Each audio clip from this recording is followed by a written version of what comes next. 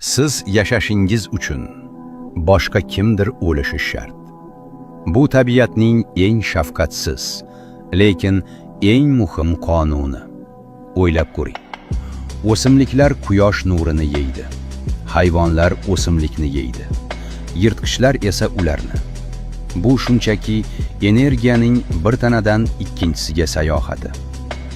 Odamlar o'zini tabiatdan ustun deb o'ylaydi. Lekin adashamiz. Xo'sh, unda o'lim nima? Bu oxirimi? Yo'q. Tana tuproqqa qaytadi. Tuproqdan esa yangi gul o'sib chiqadi. Hayot o'lim bilan oziqlanadi. O'lim esa hayot bilan. Biz hammamiz koinotning kichik materiyasimiz. Balki koinot o'z go'zalligini ko'rish uchun bugun aynan sizning ko'zlaringizdan foydalanayotgandir.